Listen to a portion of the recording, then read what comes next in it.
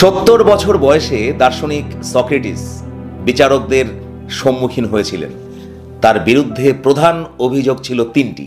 এক, তিনি নাকি দেশের প্রচলিত দেবতাদের উপেক্ষা করেছেন। দুই, তিনি নতুন নতুন দেবতাদের সৃষ্টি করার চেষ্টা করেছেন। আর 3 নম্বর অভিযোগটি ছিল মারাত্মক। তিনি নাকি যুবকদের নৈতিক চরিত্র কলুষিত করে তাদেরকে বিপথে চালিত করেছেন। তা এই অভিযোগগুলি করেছিলেন সেই সময়ের এথেন্স শহরের 3 জন খ্যাতিমান পুরুষ। একজন ছিলেন কবি, তার নাম ছিল মিলেটাস। আর একজন ছিলেন শিল্পী, তার নাম ছিল অ্যানিটাস। শেষের জন ছিলেন একজন রাজনৈতিক নেতা, নাম লাইকন। আপনারা জানেন যে সক্রেটিসের বিচার ইতিহাসের এক বিচিত্র বিচার কাহিনী। সক্রেটিসের সময়ে, অর্থাৎ যীশুখ্রিস্টের জন্মের প্রায় 400 বছর আগে, সে সময়ে বিচার সভায় কোনো আইনজীবী বা কোনো উকিল থাকতো না। অভিযোগকারী এবং অভিযুক্ত উভয়কেই নিজের পক্ষ সমর্থন করে বিচার সভায় বক্তব্য রাখতে হতো। সে সময়ে অভিযোগকারীদের বক্তব্য শোনার পর সক্রেটিস, দার্শনিক সক্রেটিস, তিনি তার বক্তব্যে বলেছিলেন, হে এথেন্সের অধিবাসীবৃন্দ, আমার অভিযোগকারীদের বক্তব্য আপনাদের কেমন লেগেছে তা জানি না, কিন্তু তাদের বাককুশলতায় আমি সত্যি মুগ্ধ হয়েছি। যদিও তারা একটিও সত্যি কথা বলেননি, তবে তাদের সেই মিথ্যে কথাগুলির মধ্যে একটি বিশেষ কথা আমাকে চমকে দিয়েছে। তারা আপনাদেরকে উদ্দেশ্য করে বলেছেন যে আপনারা যেন আমার বাগ্মিতার দ্বারা প্রতারিত না হন। তাদের এই কথাটি শুনে আমি চরমভাবে লজ্জিত হয়েছি, কারণ আমি কথা বললেই আপনারা বুঝতে পারবেন যে আমার অন্য আর যে গুণই থাক, বাগ্মিতা এই গুণটি একেবারেই নেই।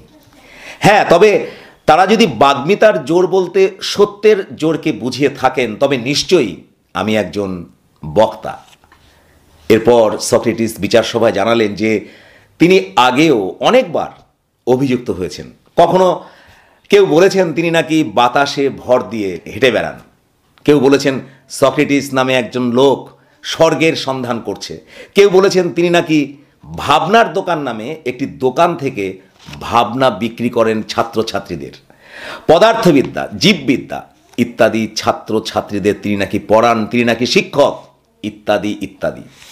কিন্তু সেসব অভিযোগ কোনোটাই প্রমাণিত হয়নি। ভাগ্যের পরিহাস, তাকে এই প্রথম আদালতে টেনে আনা হয়েছে। তিনি এই 70 বছর বয়সে প্রথম আদালতে উপস্থিত হয়েছেন। এরপর সক্রেটিস সবাইকে অবাক করে দিয়ে বললেন যে তার দিকে প্রধান সাক্ষী হলেন ডেলফির দেবতা অ্যাপেলো।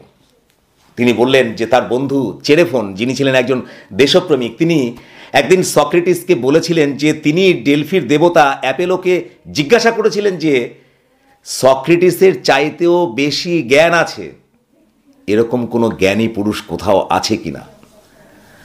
দেবতা অ্যাপেলো উত্তর দিয়েছিলেন, না, সক্রেটিসের চাইতে জ্ঞানী পুরুষ আর কেউ নেই। তা বন্ধুর কাছ থেকে এই দৈববাণী শোনার পর সক্রেটিস ভেবেছিলেন যে তার তো কোনো জ্ঞানই নেই, তাহলে দেবতা একথা বললেন কেন? দেবতা কি মিথ্যে বলছেন?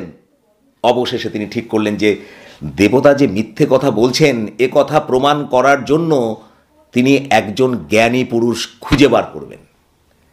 সুতরাং শুরু হলো তার অনুসন্ধান। এথেন্স শহর, তার আশেপাশের অঞ্চল, গ্রীসের সর্বত্র তিনি জ্ঞানী পুরুষ খুঁজে বার করতে শুরু করলেন এবং একে একে তাদের জ্ঞানের পরিধি পরীক্ষা করতে শুরু করলেন। এর ফল হলো মারাত্মক। তিনি বিস্মিত হয়ে আবিষ্কার করলেন যে সমাজে যারা জ্ঞানী মানী ব্যক্তি হিসাবে সুপরিচিত, আসলে তারা কেউই যথার্থ জ্ঞানী নন। কুপমুণ্ডকতাই তাদের জ্ঞানের বৈশিষ্ট্য। সক্রেটিসের যুক্তির কাছে তারা সকলেই পরাস্ত হলেন। তাদের প্রত্যেককে উদ্দেশ্য করেই সক্রেটিস সে সময় একটা বেশ তাৎপর্যপূর্ণ কথা বলেছিলেন। তিনি বলেছিলেন, আপনি বা আমি কেউ জ্ঞানী নই। আপনার চেয়ে আমার জ্ঞান শুধু এইমাত্র বেশি যে আমি জানি আমি কিছুই জানি না, কিন্তু এ জ্ঞানটুকুও আপনার নেই। বলা বাহুল্য, সক্রেটিসের এই পরীক্ষা কার্যের জন্যই তথাকথিত জ্ঞানীমানী ব্যক্তিরা সকলেই কিন্তু হয়ে উঠেছিলেন সক্রেটিসের চরম শত্রু। মূলত তাদেরই প্ররোচনায় 3 অভিযোগকারী সক্রেটিসের বিরুদ্ধে আদালতে অভিযোগ জানিয়েছিলেন। সক্রেটিস নিজের সম্পর্কে ওঠা সমস্ত অভিযোগগুলিকে আদালতে নস্যাৎ করে প্রমাণ করেছিলেন যে তিনি প্রচলিত কোনো দেব দেবতাকে উপেক্ষা করেননি, নতুন কোনো দেব দেবতারও তিনি কোনো সন্ধান করেননি। তিনি শুধু সমস্ত কিছুর, এমনকি দেশের গণতন্ত্রের মহত্ব, গুরুত্ব, পবিত্রতা সেসব সম্পর্কে অনবরত প্রশ্ন তুলেছেন এবং বলেছেন যে সমস্ত কিছুকে বিচার করতে হবে যুক্তি দিয়ে, যুক্তির কোষ্ঠীপাথরে বিচার করেই সব কিছুকে গ্রহণ করতে হবে। অর্থাৎ তিনি ছিলেন সম্পূর্ণ মুক্ত চিন্তনের একজন মানুষ। তিনি বলতেন রাষ্ট্র হচ্ছে একটা বিশাল ঘোড়ার মতো, বিশাল বপুর জন্য এটা অলস ও মন্থর গতিসম্পন্ন হয়ে পড়ে, আর নাগরিক হিসাবে তার দায়িত্ব হচ্ছে হুল ফুটিয়ে ঘোড়াটিকে চাঙ্গা রাখা।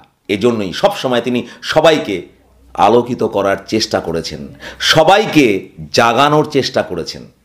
তিনি বলেছেন, আমি সবাইকে বলেছি যে আত্মার উন্নয়ন বা পরিচর্যা করতে হবে জ্ঞান ও সত্যের চর্চা। জ্ঞানার্জনের মাধ্যমেই আত্মার পরিচর্যা করা সম্ভব, কারণ জ্ঞানই পুণ্য।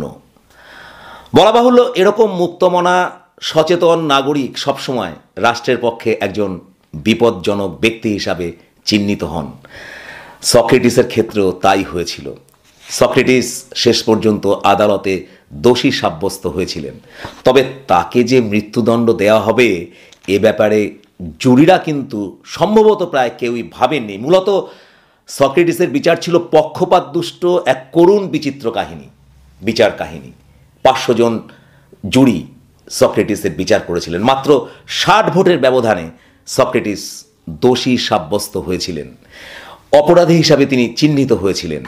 অবশ্য প্রথমেই তাকে কিন্তু মৃত্যুদণ্ড দেওয়া হয়নি। সে সময়ে এথেন্সের বিচার ব্যবস্থায় একটা বিশেষত্ব ছিল এই যে অপরাধ সাব্যস্ত হওয়ার পর অপরাধীকে জিজ্ঞাসা করা হতো তিনি কি শাস্তি চান। সক্রেটিসকেও প্রশ্ন করা হয়েছিল, আপনি কি শাস্তি চান? তার উত্তরে সক্রেটিস যদি বলতেন যে তিনি নির্বাসন চান, তবে নিশ্চিতভাবে তাকে সেই শাস্তি দেওয়া হতো, কারণ সে সময়ে তার বিরুদ্ধে যে অভিযোগগুলি ছিল তার জন্য তাকে শুধুমাত্র দেশ ছাড়া করাই যথেষ্ট হতো। কিন্তু সক্রেটিস নিজেকে কখনোই দোষী মনে করতেন না। সুতরাং তাকে যখন জিজ্ঞাসা করা হলো আপনি কি শাস্তি চান, তিনি এক অদ্ভুত উত্তর দিয়ে বসেছিলেন। তিনি বলেছিলেন যে পাবলিক হলে জনসাধারণের পয়সায় তার পেট পূরণের ব্যবস্থা করা হোক, তাকে একটা ভুরি ভোজের ব্যবস্থা করা হোক, তার জন্য একটা ভোজ দেয়া হোক। আর এই উত্তর শুনেই জুরিরা ভীষণ রেগে উঠেছিলেন। তারা মনে করেছিলেন যে সক্রেটিস শুধুমাত্র বিচার ব্যবস্থাকেই তাচ্ছিল্য করছেন না, উপরন্তু তাদের অর্থাৎ বিচারকদেরও সম্মান দিচ্ছেন না, বিচারকদের তিনি অপমান করছেন। ফলে যেখানে প্রথমে সক্রেটিসের বিরুদ্ধে জুরি ছিলেন 280 জন, অর্থাৎ সক্রেটিসের সপক্ষে ছিলেন 220 জন, সক্রেটিসের ওই উত্তর শোনার পর তার বিরুদ্ধে জুরির সংখ্যা 280 থেকে বেড়ে দাঁড়ালো 300 জন, আর উচ্চারিত হলো শাস্তি, মৃত্যুদণ্ড। বিচারের প্রায় 1 মাস পর সক্রেটিসের মৃত্যুদণ্ড কার্যকরী হয়েছিল। আপনারা জানেন যে যীশুখ্রিস্ট তার মৃত্যুদণ্ডকে অকল্পনীয় সহনশীলতার মাধ্যমে গ্রহণ করেছিলেন। যীশুখ্রিস্টের মতোই সক্রেটিসও চরম শান্ত ও ধৈর্যশীল হয়ে তার মৃত্যুকে গ্রহণ করেছিলেন। তবে মৃত্যু সম্পর্কে সক্রেটিসের মতো উদাসীনতা বোধহয় আর কোনো মানুষের মধ্যে দেখা যায়নি।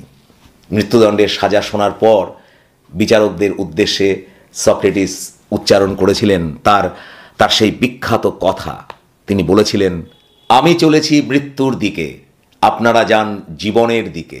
ঈশ্বর জানেন কোন দিক শ্রেষ্ঠ, ঈশ্বরই জানেন। মৃত্যুদণ্ড কার্যকর হওয়ার দিনে সন্ধেবেলায় রাজ কর্মচারী এসে হাজির হলেন। তিনি বললেন, সক্রেটিসই তার জীবনের সবচেয়ে ভদ্র, সবচেয়ে সাহসী এবং শ্রেষ্ঠ কয়েদি। কথাগুলো বলতে গিয়ে রাজ কর্মচারীর চোখে জল এলো। এরপর মৃত্যুদূতের মতো হেমলকের পাত্র নিয়ে জল্লাদ প্রবেশ করল। এই হেমলক হলো বিষ, তীব্র বিষ, যা পা থেকে আরম্ভ করে হৃৎপিণ্ডে পৌঁছে সমস্ত শরীরকে অসাড় করে দিয়ে মৃত্যু ঘটায়। সক্রেটিস তার প্রার্থনা সেরে হেমলকের পাত্রটি তুলে নিলেন, তীব্র বিষ সম্পূর্ণ পান করলেন। তার মুখ এতটুকু বিকৃত হলো না। জল্লাদ বলল, পায়চারি করতে হবে, না হলে বিষ সারা শরীরে ছড়িয়ে পড়বে না। জল্লাদের সেই নিষ্ঠুর অনুরোধে সক্রেটিস কারাগারের মধ্যে পায়চারি করতে শুরু করলেন। অবশেষে তার পা অত্যন্ত ভারী হয়ে এলো। তিনি শুয়ে পড়লেন, নিজেই নিজের মুখটা ঢাকা দিলেন। কিছুক্ষণ পর সব চুপ, কোথাও কোনো শব্দ নেই। হঠাৎ সক্রেটিস মুখের ঢাকা সরিয়ে বলে উঠলেন, ক্রিটো, আমাদের একটা মুরগি ধার আছে, ওটা মনে করে শোধ করে দিও। তার শেষ কথা। আর তারপরেই তার মৃত্যু ঘটল। এভাবেই সে যুগের সম্ভবত সর্বোত্তম সর্বশ্রেষ্ঠ মানুষটি পৃথিবী থেকে বিদায় নিয়েছিলেন। সক্রেটিস নেই, কিন্তু সক্রেটিস তার প্রধান শিষ্য প্লেটো এবং প্লেটোর শিষ্য অ্যারিস্টটল, তাদের মধ্যে দিয়েই চিরকাল মানব সভ্যতার অগ্রগতির পথে তার পথ, তার দর্শন, তার চিন্তন, এই সব কিছুর জন্যে ভাস্বর হয়ে রইলেন চিরকালের জন্য। আজ এই পর্যন্ত। দেখা হবে এই রকম নতুন কোনো নলেজেবল ভিডিওতে। ভালো থাকুন। নমস্কার।